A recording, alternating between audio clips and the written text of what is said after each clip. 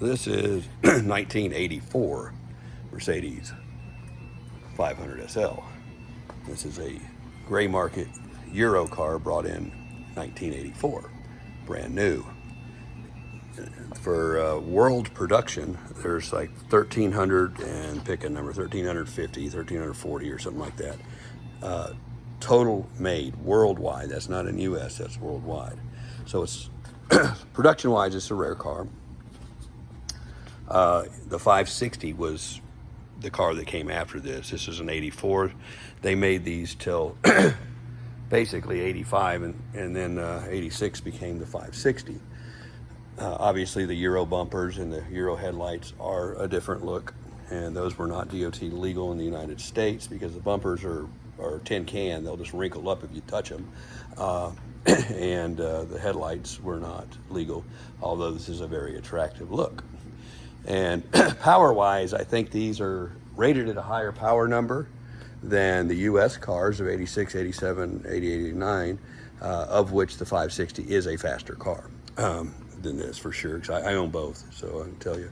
And even though it's got a higher horsepower number and things like that, they're net versus gross. And so the Euro's still rated a certain way, and then America. So, but all that said, that's not disparaging this car. These are awesome cars, and they have a look that, you know, with the high performance downdraft spoiler there, that really just for looks. And this car, of course, has a set of BBS RS08s on it, and these are just absolutely beautiful wheels. They make the car. They're 16 by 8s. This is the neat historic part of this car. This is a in Texas, and especially if you're an Aggie, this is the man that imported it, and he's known for contributing the bell tower to A&M and a bunch of stuff like that, and a lot of things. I'm not going to go into his history, but this is his car, and so he imported it 10 of 83, and this was a brand new car then. And we got, I mean, for the Euro guys that love records, man, the records are ridiculous, all the way from, especially if you're dealership fanatics that like to see the dealership who's traded hands over years, and it's a famous dealership. It's now Park Place in Dallas. So, but before that, it was different, and it was on Oak Lawn in Dallas. And so a lot of the wealthy people bought cars like this. And I'll do some videos later of the paperwork because it's extensive. It's ridiculous. But this car cost $44,000 in 1984. That's to get it here. And we got his check signing a Mercedes in Europe, and then the import and all that stuff. And so, as with most gray market cars, you can't really trust the miles on the car because the game was to sell you a 100,000 mile Porsche through Canada and roll the miles back and call it brand new. And you know, a lot of doctors and lawyers got their self suckered for gotta haves there when they did it. But the miles on this car are very authentic to what it shows, even though they changed the cluster out when it comes over. But we got the date and all that stuff on it there, and those are the indicated miles, and the records of the car show that to be that. Now, what you can't do on one of these cars is run Carfaxes on them because they have a Euro VIN. So if you're a Carfax fanatic on a gray market car, I'm sorry, you're out of luck. But the car indicates what it has. And there's the engine. There's 5 or 6, 7 pages in the paperwork that I'm just going to guess the date, somewhere around 94. The guides and chain were done, and I think that was something like a $4,500 job. And so that's one of the critical aspects of these motors before they got the guides and chains down better in mid 86. The early 86 suffered from the same things. But so this is done. All the hard work is done.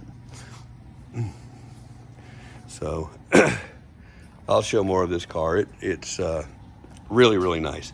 Now, what this car is an unfortunate repaint. And it was done by Park Place in 1988. And I'm just guessing that the owner was hyper meticulous, and it had a few scratches on it. And they got, in 1988, some $4,500 out of him to repaint the car. And so that was done then. No wrecks, nothing like that. All that's in the paperwork. It was just some hood scratches and things like that. Customer decided to paint car. That's kind of how it went down. So they worked up a number 6 on them. Is the paint nice? Yeah, it's super nice. I would say, I've got a really nice 560 if you follow my stuff. And it's got BBS 133s on it. And it's the dark blue with the Palomino interior.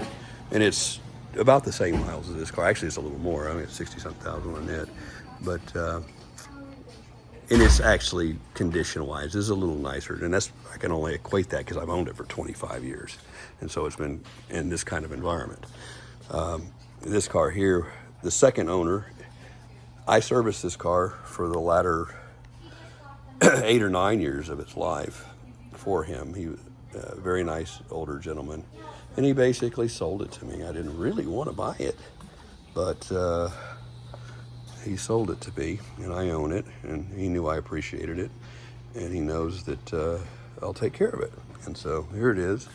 Does this sound like a sales video? Well, I mean, everything could be for sale at the right price, but no, I'm not really trying to sell it. I'm just showing it. So this is what it is, and I'll have some more pictures and things like that just to document this car's history. And I think, in Texas, this is really kind of a neat thing with who owned it, how it's literally never left this area. And the only place it's ever been, according to the records and documents, is Bryan College Station, of which he's the benefactor for a lot of the A&M College stuff. So that's really it. So bought right here in Dallas, imported to Dallas, never left. United States add-ons. That don't belong on this car. That's what they did for Federalization.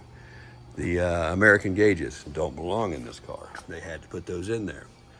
The headlights. What the neat thing about this car was they never changed the bumpers on it. But those are the headlights they put in for DOT. And they saved the brand new Euro lights all its life. And that's what I put back in. These are beautiful, really nice lights. So they have not run on this car at all. It's even got the adjusters, and those all work. So, and the air conditioning's still R12. I've kept it that way for him for years. Add-on little cup holder, dime store Sony radio that is better than what the Becker junk this thing came with, but it's not really what I would call. This does have the rear seat also, so it's nice. Little wear, wear indicated on the seats there. So all corresponding to the miles on the car. One of the things that they do when these cars come in for federalizations is they slap a dime store catalytic converter on it and then cut off a lot of the cool exhaust. And that's the way this car still is. I'm going to correct that. It's over 25 years old, it doesn't need it anymore. And so that's coming off. And that's these cars were not designed to have catalytic converters. That was a US edition. There was no need for that.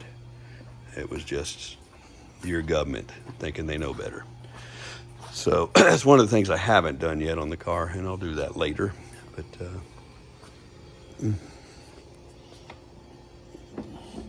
so that's it. I'll have some, like I said, more. This is just a kind of a first document video of this. And the reason I haven't shown it before is because it had ugly wheels on it. I acquired these BBS wheels from a YouTube user, Pitbull Motors. He's a Mercedes car guy. Got to know him, a nice guy.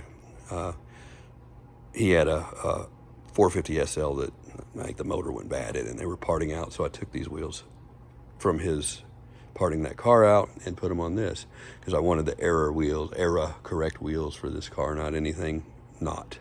And so if you like bundt cakes better, well, you can have bundt cakes. They're only $100. But it looks horrible. Cannot believe that they made those cars with those wheels. It was just an atrocity. But yeah, this changes the whole look of the car. It's a beautiful car now. So anyway, that's it. Oh, Euro versus American. So here's one of the things that's not correct for a Euro car.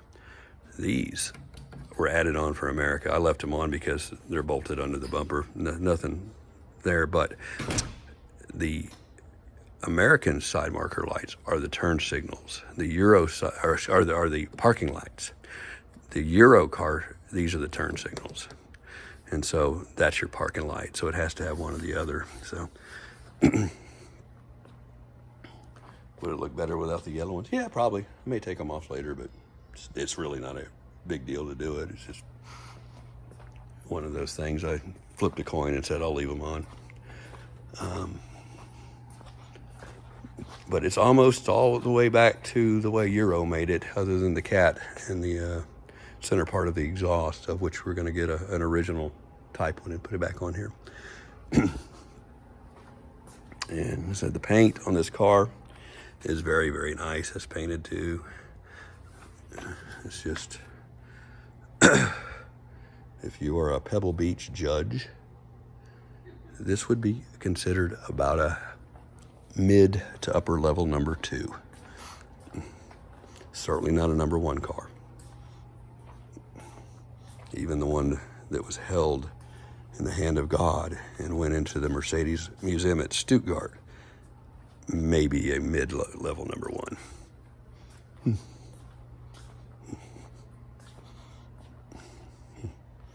But I am extremely picky, extremely fanatical, and extremely detail-oriented, and extremely somewhat car knowledgeable for my 40 years of doing this. And this is the best Euro 500 SL I've ever encountered. That's why I ended up servicing it, and that's why I ended up owning it.